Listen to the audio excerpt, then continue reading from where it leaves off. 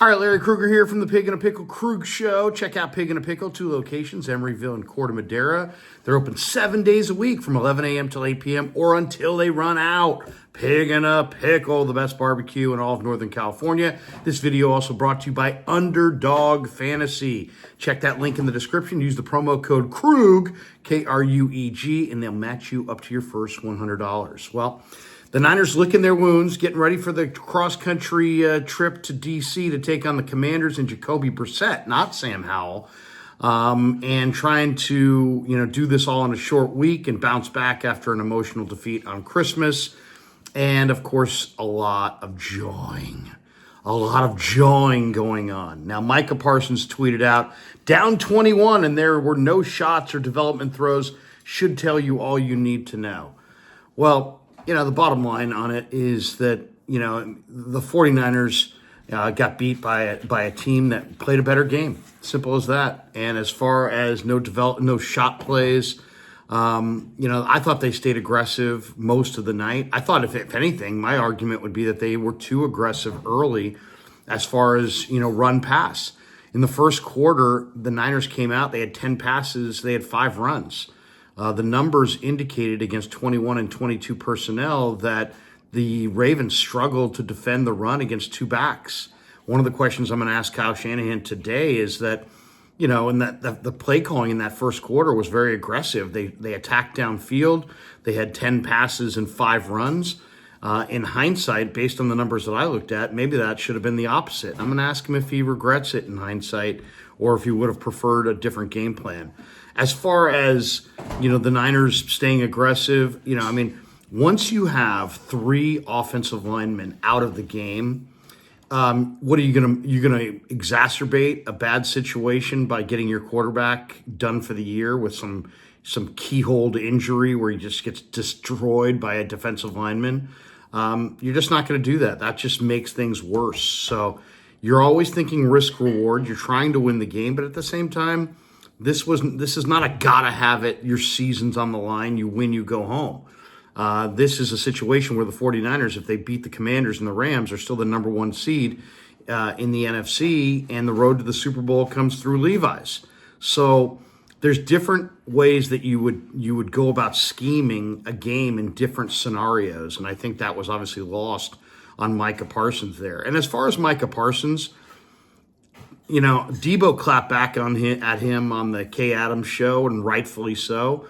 Cam Newton also tweeted a couple ha ha ha, I told you so kind of emojis, I think. First of all, Cam Newton stopped texting my phone, bro. He was a fan like 2 weeks ago. Like, that's mad crazy. Like, you wanted me on your podcast after talking about my quarterback, which is funny to me. But anyway, back to this Michael Parsons story. Like, bro, we beat you 42 to like whatever the score may be. Like a long time ago. Like, I don't get why he's so bothered about what we got going on over here, whatever the case may be. And I don't understand, like, you saying, like, you can be a quarterback in this offense. Like, I don't understand where you're going with that.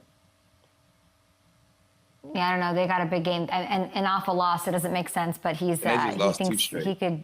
The Niners smoked the Cowboys and have owned the Cowboys. So, and I believe the last time the Niners played the Cowboys, they hung 40 on them. And Dak threw 3 picks, and Purdy had 4 touchdowns and no picks. So if I was Micah Parsons, bro, I would focus on your own team and your own deal because, last time the Niners and you guys hooked up, it was pretty freaking one-sided. I love the Rob Gronkowski quote, by the way. He says, losers focus on winners and winners focus on winning. He's watching the Niners-Ravens game like everybody else, and he says, down 21, and there are no shots or development throws. Should tell you all you need to know. Is Micah, is this okay to do? Okay. It's really weird that he's tweeting that out there. First, there's a saying out there. Losers focus on winners and winners focus on winning. And if you want to be a winner, you just got to focus on winning. It's really, really weird because in this case, though, Micah Parsons is one of the best defensive players in the league. He might win Defensive Player of the Year this year. But on top of it, it's a team game. It doesn't matter how good you are as an individual. It matters about a team. And it's weird that he's tweeting that after a loss versus Miami in Miami. And then he's tweeting that about a team that absolutely dismantled the Cowboys when they played them this year. So it's just weird to me because he's an outstanding player and he's doing his thing this year, but you're worried about the San Francisco 49ers and you're tweeting about them. I really don't know what else to say besides it's a weird situation. I really don't know how to break it down from there. Think about that for a second. And as far as Cam Newton, come on, let's be honest. When Cam Newton named all of the people who do the hiring at Fox and ESPN, he basically showed us his cards and put them all on the table. He's jealous of Shannon Sharpe. He wants to be the next Shannon Sharpe. He's just saying stuff to try to get attention. And then it is rich that he would invite Deebo on his show after he's ripping the hell out of Brock Purdy. It's like, bro, what do you think, Deebo can't read? You think Deebo can't hear? You're ripping his quarterback, and now you expect him to go on your show? But we all know Cam's motives. Cam, finished his career early because he didn't want to play anymore at 32. He was probably done more like 28 or 29. But now he wants a TV gig, and so he's just loud and trying to make as many headlines as possible so we can try to get Fox or ESPN to waste money by hiring him so he can wear his crazy hats on their shows and maybe get $1 million a year paycheck out of it to do nothing. So we know where Cam's coming from. I have no idea where Parsons is coming from, dude. I know you got a podcast, but dude, focus on yourself. Focus on your team. Focus on what you guys can do.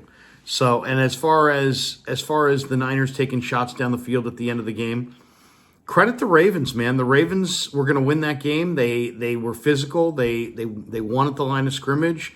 They didn't just beat the Niners. They beat up the Niners. They knocked a bunch of guys out of the game. 3 offensive linemen were done in the second half. At one point, left to right, the Niners had Colton McKivitz at left tackle. I believe they had Ben Barch at left guard, Jake Brendel at center, John Feliciano at right guard, and Spencer Burford at right tackle. Burford hasn't played right tackle at all since the University of Texas San Antonio days. So it was a makeshift line. The last thing you want to do is drop your quarterback, 7-step drops and start making these huge pass plays and give what Jadeveon Clowney and Owe and all their rushers and Urban, who was hunting for sacks, he had 3 hits on the quarterback. You're going to give these guys more free hits at your quarterback? I mean, it was a bad loss. You know what would have made it worse? Is if Brock Purdy's done for the year. That would have made it kind of like a whole lot worse. Like the season being over, kind of a whole lot worse. So you don't want to lose the season chasing a victory that you don't really need to have. Would it have been nice? Sure. Did you want to get it? Yeah. Did you prep to get it? Sure. But once you were down in the second half, you still needed to maintain some balance. You couldn't just put your quarterback in harm's way and just say, come get him. Come get him and knock him out for the year. If, the Niners lost that game, they could still win the Super Bowl. If the Niners lost Brock Purdy, there will be no Super Bowl. Shanahan's smart enough to know that. So if you want to say, why didn't they take shot plays down the field? Why didn't they drop 7 steps back and go up top all day? Because they didn't want to lose their quarterback, and they were going with a makeshift offensive line. I can guarantee you one thing. If that were the Super Bowl, they would have gone about it differently. But it wasn't the Super Bowl. I can also guarantee you another thing. The 5 offensive linemen that were protecting Brock Purdy from left to right in the fourth quarter have never practiced one day together, ever. So offensive line is so much about communications, and being a good offensive line is about being able to communicate with the other 4 guys. And when you have 5 guys in there who have never played together, a couple of which who are totally out of position. I mean, Spencer Burford has struggled to adapt to life in the NFL as a right guard. Now you're going to stick him at right tackle and just say, make it happen, big guy. You're going to be more conservative. You're going to not take such chances. So the 49ers lost the game, but they didn't lose their quarterback. And if they beat the Rams and the Commanders, the road to the Super Bowl still comes through Levi's.